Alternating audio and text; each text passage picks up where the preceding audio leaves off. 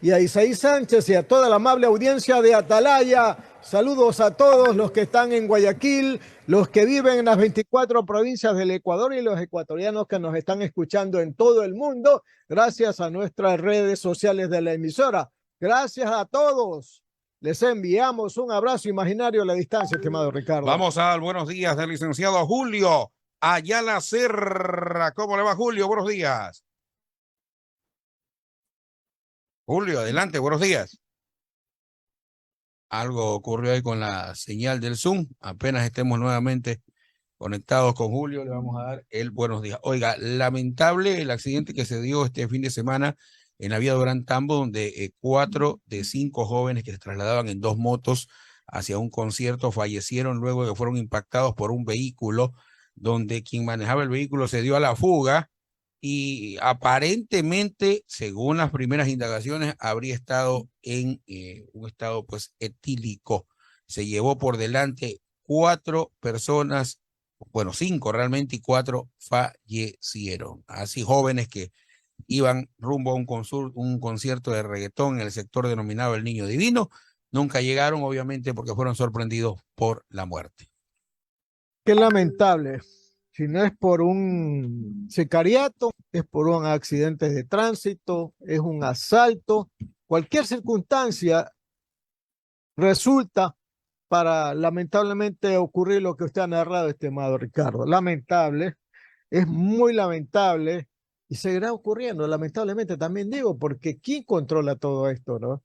¿Quién controla que los conductores no conduzcan embriagados? Ellos mismos, pues. Y si a ellos mismos les encanta tomar, si a ellos mismos les gusta manejar leyendo el último mensaje del chat, ocurrirán accidentes, pues, estimado amigo. Ese es el problema, pues. Aparentemente. O es un problema de la ley, pues es un problema de la falta de agentes. Habría salido de un club, un nightclub que queda en el sector y bueno, pues se dio esa situación. Estamos listos con nuestro primer invitado en esta programación, mi querido Alcides Montilla, para darle la bienvenida. Por supuesto, está listo también el licenciado Julio Ayala Serra. Permítame el saludo respectivo. ¿Cómo le va, Julio? Buenos días. Qué gusto saludarlo, mi querido Ricardo, también a el gran periodista y amigo don Alcides Montilla, nuestros compañeros en la cabina de mando y fundamentalmente, como siempre, a la gran audiencia del sistema de emisoras Atalaya que nos honra con su sintonía todos los días.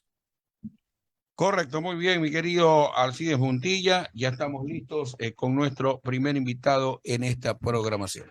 Así es, efectivamente, le damos la bienvenida al ministro de Economía y Finanzas, el economista Pablo Arosemena Marriott. Señor ministro, buenos días, los saluda el periodista Alcides Montilla. Está conmigo también mi amigo y colega, el licenciado Julio Ayala Serra. Señor ministro, estamos repasando los números y las cifras de la economía del país y le queremos preguntar cómo está la salud financiera de nuestro país, porque mire, estamos en una buena inflación, se está generando nuevas plazas de trabajo, tenemos una muy buena reserva internacional, usted está pagando algunas deudas atrasadas de otros gobiernos, está la recaudación tributaria muy buena, dice que va a haber un récord de 16.000 millones al término de este año o el próximo. Las ventas también, muchos no creen en los números, pero ahí están los números, 160.000 millones en venta y dice que podemos ir hasta los 200.000 millones. Pero la pregunta es, señor ministro, en la calle la gente como que no siente la recuperación económica y no la siente por muchos motivos. Y yo quisiera a usted que nos diga, ¿verdad? ¿Cómo convence a la gente de que los números que se están obteniendo, los números económicos y financieros del país, van para allá, a una recuperación económica, pero también una recuperación de la confianza y de la creencia de la gente de que el país está recuperándose económicamente? Buenos días, señor ministro.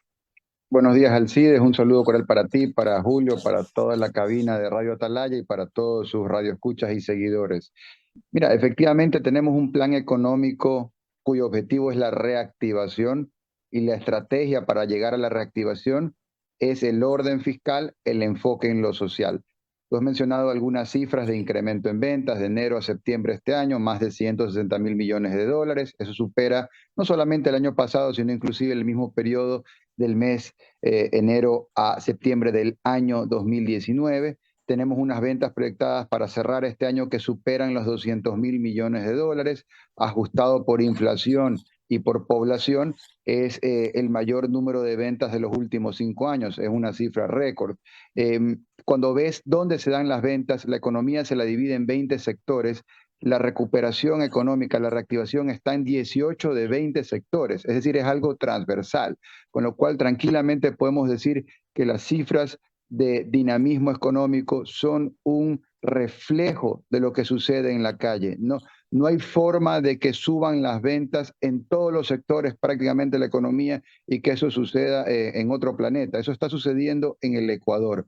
El incremento del empleo, quiero dar 2 datos, uno que es conocido y otro que es un dato primicia. El dato que es conocido, que lo he dicho y lo quiero resaltar, es el número de nuevas afiliaciones a la Seguridad Social. Agosto de este año en relación a agosto pasado, en el último año han incrementado en 130.000 nuevas afiliaciones a la Seguridad Social. Eso significa que hay 130.000 familias que tienen ahora un perceptor de ingresos que está recibiendo un ingreso fijo. Antes estaba desempleado, hoy tiene un ingreso fijo y está afiliado a la Seguridad Social. Y el otro dato que lo estamos sacando el día de hoy tiene que ver con la última información del INEC, del Instituto Nacional Ecuatoriano de Estadísticas y Censos, que tiene que ver con la generación de empleo. El dato de creación de empleo adecuado neto de mayo del 2021, cuando Guillermo Lasso llega al poder, hasta septiembre de este año 2022, la cifra es de más de 500.000 empleos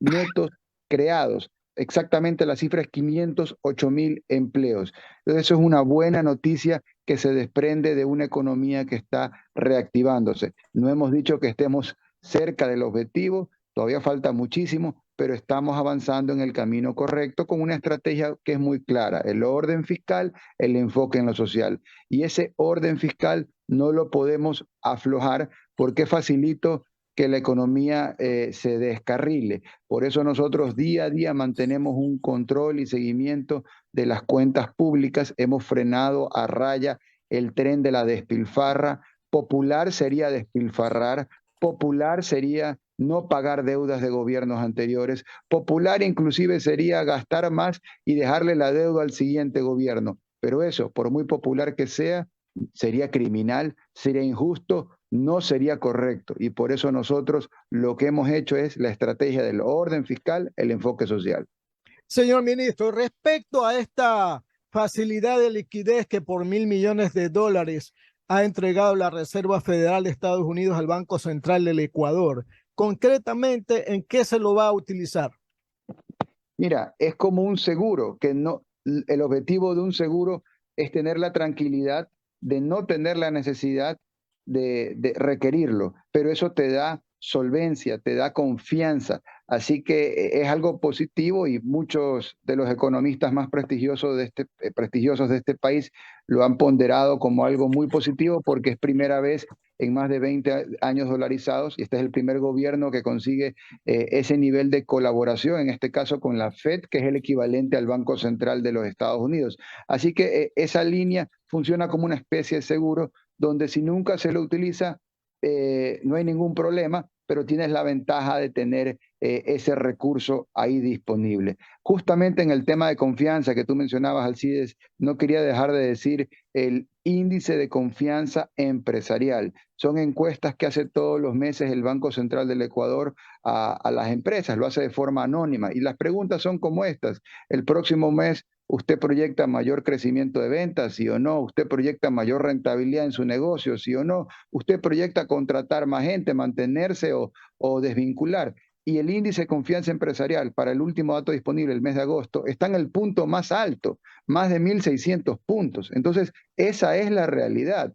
El índice de confianza empresarial de los empresarios ecuatorianos está en su nivel más alto. El nivel de ventas en el Ecuador hoy está en el nivel más alto. A pesar de 18 días de paralización salvaje por lo que sucedió en junio, a pesar de todas las cosas que podamos decir, la economía se está reactivando. Falta muchísimo por lograr, pero se está avanzando en el camino correcto. Tenemos una estrategia muy clara de orden fiscal y enfoque social. Señor ministro, permítame darle paso al director del programa, el ingeniero Andrés Mendoza Paladines. Ingeniero, buenos días. Muy buenos días a don Alcides Montilla, nuestro compañero, al licenciado Julio Ayala Serra, por supuesto, también nuestro compañero en Punto de Vista, y la bienvenida al ministro de Finanzas y Economía, el economista Pablo Arosemena, agradeciéndole por estar con nosotros. Pablo, vamos a ir con las preguntas primero de Julio y luego ya me sumo durante este tiempo que tenemos la oportunidad de charlar con el principal responsable de la parte financiera y económica del país, el economista Pablo Arosemena, ex gobernador de la provincia del Guayas. Don Julio Ayala, son las 8 de la mañana con 26 minutos, 8:26, 7:26 en Galápagos. Gracias, Andrés. Buenos días y también muy buenos días para el señor ministro de Economía, el economista Pablo Arosemena. Dígame, Pablo, por favor, ¿cómo es eso de que las cifras son tan buenas, tan lindas, y sin embargo hay tan poca aceptación hacia el gobierno y la gente por donde quiera se vive quejando? ¿Cómo es eso de que estamos tan bien y la gente se siente tan mal? Mira, eso sería una especulación y a mí no me gusta especular, a mí me gusta hablar con datos. Un político norteamericano de los años 70, 80, Mohani, decía que todo el mundo tiene derecho a su propia opinión, pero nadie tiene derecho a fabricar sus propios hechos. Entonces yo hablo con hechos y los hechos reflejan la realidad. Ahora, la realidad es una sola, pero luego en gustos, colores y olores no opinan los doctores. Cada uno tiene derecho a ver las cosas como le parezca. Lo cierto es que tenemos una economía que hoy tiene un nivel de ventas que supera el periodo prepandemia. Un dato interesante que creo que también va a ser primicia, que lo quiero comentar aquí, no recuerdo que se haya comentado mucho, yo lo he comentado en foros académicos, este dato es muy interesante. Si uno mira el crecimiento de ventas antes de la pandemia, del 2018 al 2019, las ventas crecieron un 3%, ¿ok? Del 18 al 19, 3%. Las ventas del año 2021, del año pasado, que ya fue el año de crecimiento económico, de rebote, como se dice, del año 2021 a este año, el 2022, ¿saben cuánto han crecido las ventas este año en relación al año pasado? 15%, 5 veces más que el periodo prepandemia. Esa es la realidad. La siguiente pregunta, oye, ¿y qué está creciendo? Toda la economía. Exactamente, para ser preciso, me gusta ser muy preciso, 18 de 20 sectores. Crece el comercio, crece la industria, crece la agricultura, crece el turismo, crece la construcción. Entonces, eso es la realidad. También. Sí, servicios profesionales de todo tipo, es un tema transversal. Ahora, ¿eso quiere decir que hemos llegado a la meta? No, no estamos ni cerca, falta muchísimo. Como todo en la vida, amigos, destruir, facilito. Rompa un palito de un árbol y va a ver lo fácil que es. Ahora trate de pegarlo de vuelta. Eso es bien difícil, por no decir imposible. Entonces, destruir es fácil, construir es difícil. Lo que nosotros estamos haciendo, que es reconstruir, es mucho más complejo. Tengan en cuenta que estamos, en este caso, desde la cartera de Economía y Finanzas, con la estrategia de orden fiscal, enfoque social, estamos pagando deudas que tienen más de 10 años para atrás. La deuda de la Seguridad Social que hemos pagado, $300 millones, es del año 2011. La deuda con los jubilados es del año 2008, $140 millones pagados. La deuda con los municipios, pequeños municipios, prefecturas, es de $179 millones de 2015, 16, 17, 18 y 19. La deuda con el ISFA es del 2020. O sea, todos son deudas acumuladas de gobiernos anteriores que hicieron la zapada de despilfarrar y dejar la factura para que la pague el siguiente. Nosotros hemos parado el balón, nosotros estamos poniendo orden. Nunca es popular poner orden, nunca, nadie te va a aplaudir por poner orden, pero es lo que alguien tiene que hacer. Tuvo que llegar Guillermo Lasso para poner orden y empezar a tener una estrategia de crecimiento basada en una reactivación de la microeconomía y un enfoque en lo social. Hago énfasis en la microeconomía porque la cantidad de recursos que ya hemos inyectado en la microeconomía, nunca antes se ha metido en la economía 1.725 millones de dólares desde la banca pública. 3 ejemplos rapiditos. 1, Banecuador. Desde Banecuador hemos hecho 2 cosas. Una es muy conocida y la otra menos. ¿Qué es muy conocido? El famoso crédito de las oportunidades. 1% de interés, 30 años plazo. Ya hemos colocado un poco más de $100 millones a 41,000 emprendedores urbanos y rurales, comerciantes, artesanos. No es lo que vamos a hacer, es lo que ya hemos hecho. Y tenemos fondos para multiplicar por 10 esa colocación. O sea, que en vez de que sean 100 millones, sean 1.000 millones, y asimismo que crezca la cantidad, en vez de 41.000, que sean 500.000 de ecuatorianos los que reciban ese financiamiento. Este dato poca gente lo conoce. ¿Cuál es la tasa de morosidad de los créditos al 1% de interés a 30 años plazo? 0,25%. O sea, no es ni el 1%. Entonces, no solamente que estamos poniendo recursos en la microeconomía, porque ¿qué más microeconomía que dar microcrédito de 500 a 5.000 dólares y por 100 millones de dólares de cantidad? Recordemos que en gobiernos anteriores, cuando la CFN, por dar un ejemplo, dio 100 millones de dólares, se lo dio a 5 personas, a 5 empresas. Lo sé bien porque son las empresas que hoy no le pagan a la CFN y que están morosas. Entonces, nosotros estamos rompiendo paradigmas y entregando cientos de millones de dólares, literalmente, a decenas de miles de ecuatorianos. 1, 2, CONAFIPS. CONAFIPS es un banco público poco conocido, que es como la CFN de las cooperativas, es del segundo piso. Ahí metemos plata en las cooperativas. ¿Cuántos recursos hemos inyectado a la fecha? Más de 425 millones de dólares a más de 180 cooperativas que canalizan esos recursos a decenas de miles de emprendedores rurales, lideresas comunitarias en el corazón del Ecuador. No es lo que vamos a hacer, es lo que ya hemos hecho. Y finalmente, el crédito desde el BEDE. Desde el BEDE ya hemos entregado más de 370 millones de dólares este año. Ese es crédito, como ustedes conocen, el BEDE coloca municipios y prefecturas única, exclusivamente para infraestructura. Estamos hablando de agua potable que sirve para luchar contra la desnutrición crónica infantil, obras de vialidad, obras de saneamiento. Por darles un ejemplo, hace 2 semanas estuve en Santo Domingo de los Áchilas, en la Mancomunidad La Concordia Santo Domingo. Ahí entregamos 14 millones de dólares para el centro de faenamiento, el Camal, más moderno del Ecuador. Desde ahí sale carne para todo el país. En Balsar, hace semanas más atrás, estuvimos entregando 7 millones de dólares para que tengan agua potable. El presidente de la República estuvo la semana pasada en Manta entregando 44 millones de dólares para un sistema hidrosanitario. Y digamos, no voy a aburrir, pero la lista es larga porque son cientos de millones de dólares que hemos entregado ya desde el BEDE. No lo que vamos a hacer, lo que ya hemos hecho. Suma todo, 1.750 millones de dólares ya entregados. Entonces, esa estrategia es real y va a la vena de la reactivación de la microeconomía.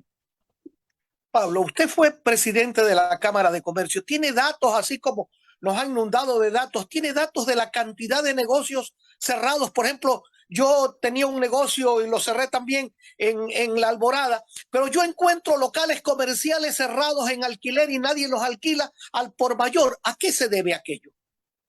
Mira, la Cámara de Comercio de Guayaquil le propuso en mi época y ahora lo volvió a proponer en esta época y lo consiguió ahora la Cámara de Comercio, proponer la liberalización o la ampliación de los horarios de atención para tiendas de abarrotes, mini markets, basados en la premisa que si tienes más libertad, la gente pues puede decidir trabajar más y puede vender más y eso es bueno para el país. Esa pregunta no sería hoy para mí, sino para ellos, pero hay beneplácito del sector gremial por haber conseguido algo que lo habían pedido durante, no sé, 5 años al menos, y tuvo que llegar este gobierno para hacer realidad ese anhelo del sector pequeño empresarial, porque las tiendas de abarrotes, minimarket, pues no es la gran empresa. Eso no es lo que te piden los supermercados, eso es lo que te pide el pequeño tendero. Que dicho sea de paso, estamos hablando de cientos de miles de tiendas de barrio que hay en el Ecuador. Es una microeconomía y esa microeconomía se ve fortalecida de medidas como esa. Entonces, hay muchos desafíos. Yo te puedo hablar de los desafíos desde el punto de vista económico y cómo la economía está creciendo y cómo esto es una economía que está también generando más y mejores plazas de empleo. Hoy, comentaba hace un momento, va a salir el dato del INEC, que es la generación de empleo adecuado neto de mayo del 21 a septiembre de este año. Son 508.000 nuevas plazas de empleo creadas. Eso es una muy buena noticia. Falta mucho por avanzar, pero estamos con el norte correcto. Don Andrés Mendoza y Paladines, por favor, continúe. Sí, las 2 últimas preguntas, aprovechando el tiempo del ministro de Finanzas y Economía, el economista Pablo Arosemena Marriott. yo entiendo que la economía es una ciencia en la cual, y la finanza también, en la cual hay que dar un buen mensaje, ¿no? Que la parte psicológica pues es fundamental. Y creo que sus mensajes positivos son buenos para el gobierno y para que el país se sienta con mejor ánimo. Y le traigo yo a colación esto porque usted está citando cifras y son cifras importantes. Julio Ayala le mencionaba la opinión de la gente y también son cifras, ¿no? Son cifras porque son encuestas hechas con números. Ahora, obviamente que son opiniones de la gente, pero basadas en los porcentajes del tema de credibilidad y popularidad. Pero yo le comentaba esto, Pablo, porque, y aquí literal se lo leo, usted que es un hombre culto y académico, lo tiene que haber leído más de una vez, que Winston Churchill siempre decía, solo me fío de las estadísticas que yo mismo he manipulado. Y también decía, hay verdades, hay medias verdades, hay mentiras y las estadísticas. Entonces, le hago este comentario porque así como usted menciona eso, quienes son opositores al gobierno salen con otras informaciones, Pablo. Entonces, hacen como quien dice sus propios análisis estadísticos. Yo te diría que hay una tendencia que es el socialismo del siglo XXI, para tenerla bien identificada, que necesita vender pesimismo y frustración para poder regresar y tener su agenda de impunidad. Eso es todo. Entonces, no hay que hacerle el juego a los que necesitan venderte y hacerte posicionar el pesimismo y la frustración para poder regresar y tener impunidad. Eso es todo. Lo cierto es que se está trabajando duro. El presidente de la República ha marcado un norte muy claro, la reactivación se está logrando poco a poco. Hay síntomas positivos. No hemos llegado a la meta, pero se está avanzando hacia la meta. Y cuando la economía está cayendo en picada, no hay forma de decir que la economía no está cayendo en picada. Y cuando la economía está creciendo y las ventas crecen, no hay forma de negar lo obvio, ¿no? Entonces hoy tienes un nivel récord de ventas. No hay forma no se puede tapar el sol con un dedo, no se puede tapar el crecimiento de las ventas con un dedo del socialismo del siglo XXI. Así que las ventas crecen, eso es síntoma de que la economía se reactiva con fuerza. Como les contaba hace un momento, ¿no? El crecimiento de este año en relación al año pasado es 5 veces más el crecimiento de los años prepandemia. Eso es una muy buena noticia. En las ventas, en las ventas, ¿no? Así es. El próximo año, hoy, ¿qué es lo que habla todo el mundo, ¿no? Hoy la gente está hablando de recesión global. Vean las noticias de cómo ha devaluado la moneda ahorita mismo Colombia. Esa es la noticia del momento y eso nos tiene que estar en el radar de nosotros, cómo devalúa la moneda Colombia. O sea, vean lo que está pasando en el mundo. El principal problema del mundo hoy es la inflación. Ecuador tiene la tercera inflación más baja del continente americano. La gente a veces no valora los problemas que no tiene. Lo voy a repetir, hoy el problema del mundo es la inflación. Ecuador tiene la tercera inflación más baja del continente americano por un manejo prudente de las finanzas públicas, de la economía nacional. El próximo año, que el próximo año es ya ahorita, digamos, es un año de recesión global. Y a pesar de eso, el Fondo Monetario Internacional proyecta a Ecuador como uno de esos países del selecto grupo de países que van a tener crecimiento económico el próximo año. Ecuador el próximo año, de acuerdo al Fondo Monetario, va a crecer 2.7% de su Producto Interno Bruto. Eso está por encima del promedio de Latinoamérica, que es 1.7%. Entonces, esa es la realidad. Lo demás es simplemente una agenda de impunidad que tiene el socialismo del siglo XXI, que necesita vender pesimismo para poder comprar la impunidad. Pablo, una última inquietud en lo que tiene que ver a los pagos por las deudas que existían con las universidades y con los GATS, gobiernos autónomos descentralizados, municipios y prefecturas, bueno, y juntas parroquiales. ¿Cómo va eso? Mira, nosotros vinimos a poner orden en el tema de GATS, municipios, prefecturas, juntas parroquiales. Se debía 179 millones de dólares desde el año 2015 en adelante. Nosotros definimos una comisión técnica de parte y parte de AME, CONGA, CONGOPE y del MEF, el Ministerio de Economía y Finanzas, para que llegue a ese valor. Se llegó a ese valor, se definió un cronograma de pago anual, $15 millones promedio anual durante un año, y se hizo lo más importante que hay que hacer para que la gente te crea. Se pagó. Se pagó julio, se pagó agosto, se pagó septiembre, se pagó octubre. Entonces, eso da credibilidad. Y eso lo hemos hecho porque eso es lo que correspondía hacer, pero también porque eso es parte de nuestra estrategia de reactivar la microeconomía. En el momento que pagamos al municipio, el municipio le paga a su proveedor al trabajador, y la plata gira y la gente se pone al día con la tienda de la esquina. Eso es lo que ya estamos haciendo y vamos a seguir haciendo con una estrategia necesaria del orden fiscal, enfoque social y reactivación de la microeconomía nacional. Ok, muchísimas gracias al ministro Pablo Arosemena por estar con nosotros. Se lo dije el otro día y se lo repito, es muy importante que los funcionarios públicos, que los secretarios de Estado, que son los más altos representantes del gobierno, permanentemente informen a la ciudadanía y que den la cara a la misma a través de los medios de comunicación.